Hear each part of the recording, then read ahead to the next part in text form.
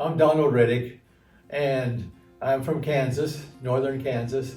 And how I got here to Shickley, I went to Fairbury Junior College for 2 years, and back then I wasn't planning on teaching in Nebraska.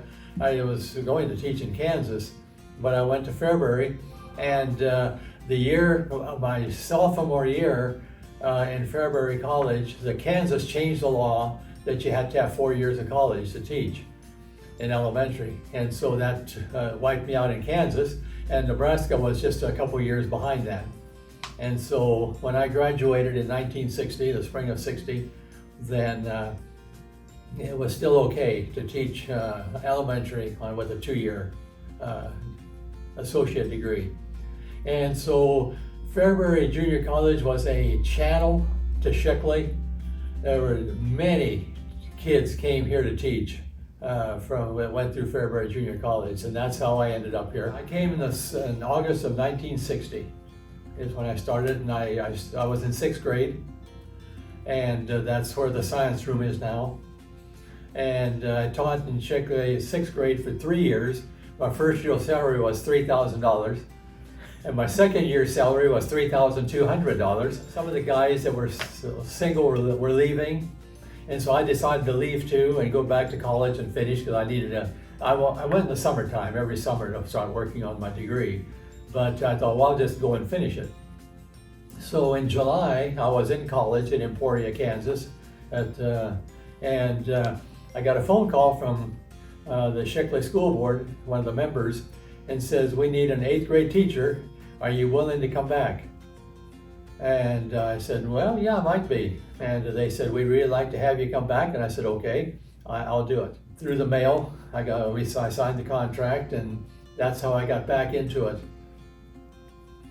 Teaching 8th grade. I taught either 1 year or 2 years, I can't remember. I taught 8th grade, and then they built the north wing, and then they changed it to where it departmentalized. So then I began teaching junior high math and science.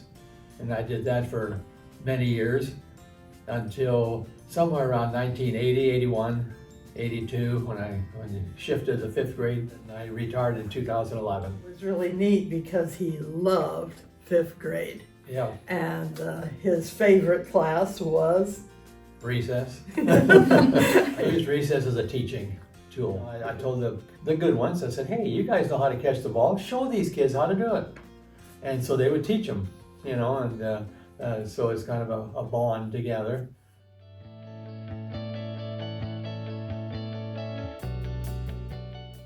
My name is Shirley Rytych, and I was born in Salina, Kansas.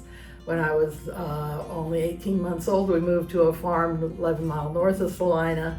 That's where I grew up, the same place where my parents and all 4 sets of grandparents had grown up. I went to Emporia to college and met Dawn. We met in the summer of 1968. We got married in May of 1969. We were thinking about where to go to teach. I wanted to go to Arizona. I had heard good things about Arizona. And Don said, oh, that sounds good. One weekend he said there was a position opened in Shickley for a 4th grade teacher, and he wondered if I would be interested in it. Well, he had already told me that everybody that left Shickley, every teacher that left to go somewhere else always regretted it, because the Shickley kids were just different. And it was a good place to teach. And so I could see that he didn't really want to go to Arizona. And so I said, well, it doesn't matter to me. He says, well, I'll go up and talk to him. The next weekend he came back and he had talked to them, and he brought along a contract. And he said, sign your name right here. And so I signed my name right there, and he went back the next week, and then that following weekend, he brought me back the signed contract from the school board. I never had an interview with anybody up here. I had an agent that got me into Shickley, but it's been a wonderful place to teach, and he was right. Yes, I started in 4th grade, taught for 3 years. Then I quit, but then I became a substitute teacher. and I was the main one for 3 years. And that radically changed my whole viewpoint of education, because I had kindergarten all the way through seniors. About that time they needed a music teacher, which was really funny because I come from a very musical family. If you're a Niederheiser, you're musical. But I had always made a big point in that I was not going to be in music and be a music teacher or anything like that. So my dad thought it was very funny whenever I was just offered the position. They were having classroom teachers do it, and Mr. Briscoe wanted to have somebody just go in and take it over. I didn't know that much about music except that just being able to be musical myself. Really, my favorite times of the school year, my very favorite day was the day of the music program, because the students would try so hard. I had the best seat in the house because it was right down front, and it was just so wonderful to see all that and to see them have fun, because that was the main thing I wanted, especially for the sixth graders who had so much responsibility, to have a lot of fun. Then in the 90s, we traveled a lot and we saw the need of knowing Spanish.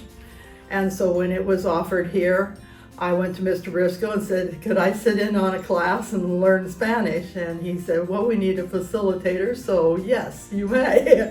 You can do that. And it was wonderful because I got all the answers. I had tried to learn Spanish in college, and my first class was an A, my second class was a B, my third class was a C, and I could see the progression was not improving any. And so I dropped out and said, I will never take another foreign language as long as I live, because I cannot get it, because it was taught auditorily. And by getting the answers as a facilitator and working backwards, I learned differently. It was really great to be able to have that opportunity to learn Spanish along with the students. And I liked it so well, I went back and got my major in it. And I learned by seeing it. I know that half of the students here in Shickley are kinesthetic learners. And so they learn by doing and actions. It really made me teach a little differently. And I'm thankful for that opportunity to grow myself. You know, if we would do something crazy in Spanish, people would get up and do it, you know. And because of that, teaching here in Shickley was a very fun and interesting thing. I have an insatiable curiosity about a multitude of things. And really, professionally, you say you're a teacher, but really I'm a student.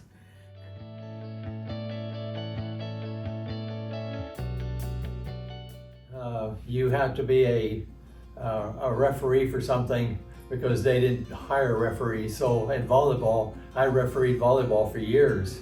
I coached junior high volleyball for many, many years. And I was assistant football coach and assistant basketball boys. And of course I coached golf for a number of years. And so that was probably the one I enjoyed the most. Oh. Yeah, there were some late nights. Well, there was one night that was 4:30 in the morning. Our boys, we just take them up to school. I think they thought we owned the school when they were little or something, and they knew all the back alleys and the hidden places of the school because of it. There were some interesting nights. One year they put the new alarm system into the school and it wasn't working very good. And during the night when we'd be there, all at once it'd go off. And all the alarms in all the buildings and all the rooms and everywhere were blaring away. Scare you to death, you know, when it hits first. After a while, we got used to it, and that was interesting the first few times. We spent hours and hours. One time, I decided to write down how many hours I spent during the week, each day. One week, I was actually spending 92 hours, and my average for the semester was 70 hours a week. I drew a lot of pictures because I knew that visual things were important. I did a lot of studying, trying to figure out the kinetic form, and really I would love to teach even now, but I know my Parkinson's would not allow it.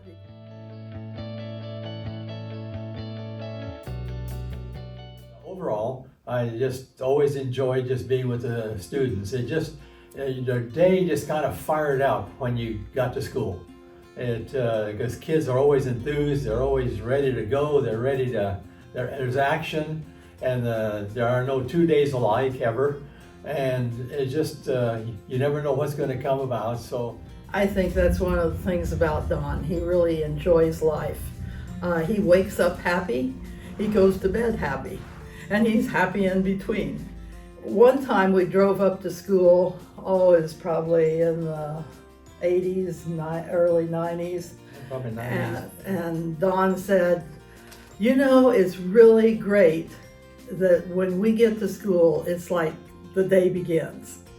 He said that we love being here, we're passionate about what we do, and we started wondering, well, what changed? And after a couple of months, we realized that by going through a Bible study that we were in at that time, that what we did is we met the perfect person, and he made the perfect job. We're fortunate in that we were here in Shickley, Nebraska, because the students, it was just like Don said. He said they're different here, Yeah. and they are different. Students here in Shickley have a desire to learn, a desire to succeed. They have a good attitude. They have a strong work ethic. They have high moral standards. For us, it was really the spiritual side that made us change so that we enjoyed what we did. And we did really, truly love school.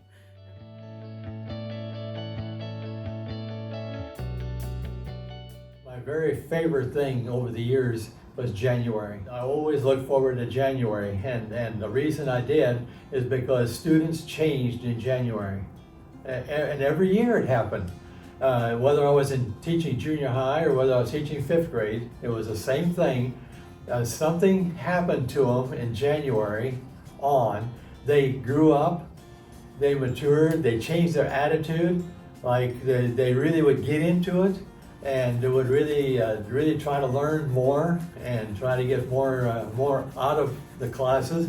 And there was just a difference. It was just a kind of an overnight thing. Coming back from Christmas vacation, not the first week. Nobody wanted to be there the first week in January. But after that, after we get back in the groove, then you can just see that maturity in the kids. And I always enjoyed seeing that, and always looking forward to that. And it happened every time. And the kids would just they'd really change. They would just grow up and just try to get more involved and take the responsibility themselves. It was really neat how the students always pushed me to become better, to find something new. And I think that's what's so neat about teaching. You never see the same person. Because you're around students, around kids who are young and vivacious and high energy, you kind of get that way too. Yep, it rubs off. And yes, and you'll find as you get into it that you'll struggle with the students that can't learn, and you're going to feel for them, and you're going to say, I know what you're going through, but how do we get through this? You try to do things and it doesn't work, and that's a struggle. Some just get it automatically, they don't even need a teacher. I really like how school has progressed to the point where people can get college credit for classes, and there's more classes you can take online, broadens the approach, and you can commend the school board and the community for that.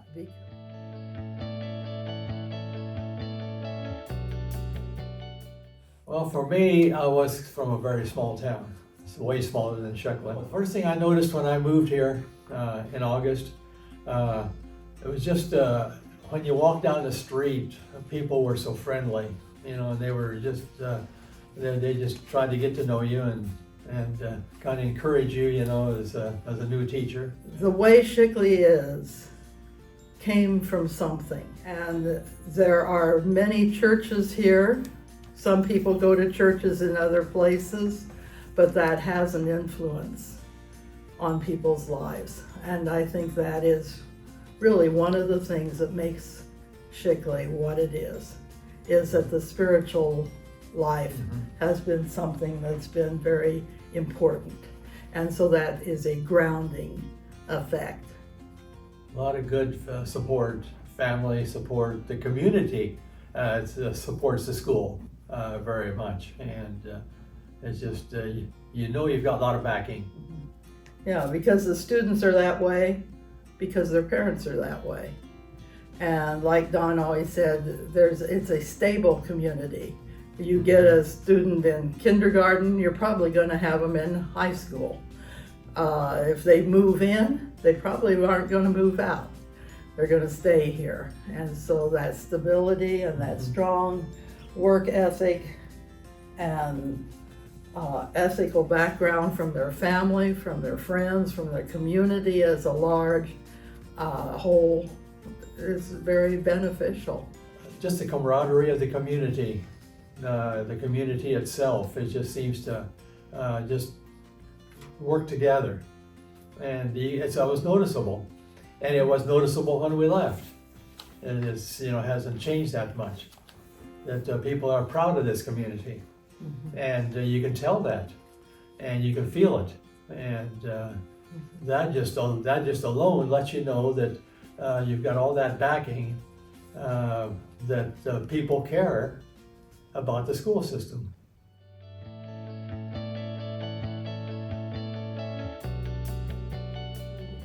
If you desire to travel, do it when you're young.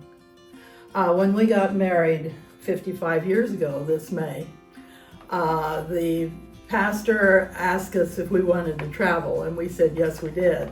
He said, do it now. He said, don't wait until you're old, because then you may not be able to do it. I'm really glad we did. We've done it. We've been there. We've seen it. We've climbed the mountain, an actual mountain out in Wyoming, went up the hard way over the rocks instead of the nice path, because we didn't know there was a nice path before we started over the rocks. We've gone down the Grand Canyon. We've done things. We've hit all of the states except for Hawaii. And even last week, we spent the whole week in North Dakota. And so if you want to travel, do it. Enjoy life all along the way. The other thing, we touched on it before, was about the spiritual thing being very important, because that guides your life. My motto basically has been that life is a constant rearranging of priorities. Therefore, be alert, observant, and flexible. Realize that really a lot of our best memories were spontaneous and unplanned. So when they come along, grab it and go with it. If you have to get something done, you just stay up later and do it. Have a good attitude about it, because then you get things done quicker.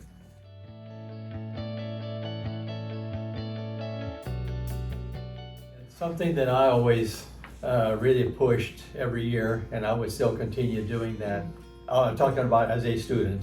Be forgiving and try to get along. You have these battles in school. You just can't get along with some classmates, and you just almost hate them, and they hate you, and so on, and you fight. And when you get to be 25 years old, 30 years old, it doesn't mean a thing. You've forgotten it. You don't have time to even think about that. You're busy, you've got a new job, you've got a new career, you've got new maybe family and everything else. You got all kinds of things to think about besides the fights that you had back in grade school and that you couldn't get along with somebody. The thing that I would point out is try to overlook it, try to forget it. I mean, yes, you're not going to like them, but that doesn't mean you can't treat them decent, and just ignore some of the things that they say and do. So, that's the advice that I always gave, and I would continue doing that because it's important. Because, as I tell them, you may be neighbors to that person you hate right now, and they may be the fuel dealer in town, and you're going to need their fuel, or their grocery, or they're going to own the grocery store, and you're going to need their groceries. And, you don't know how this is all going to turn out when you become adults. So try and work together. And so that's my advice, always has been and would be, to try and forgive and work together.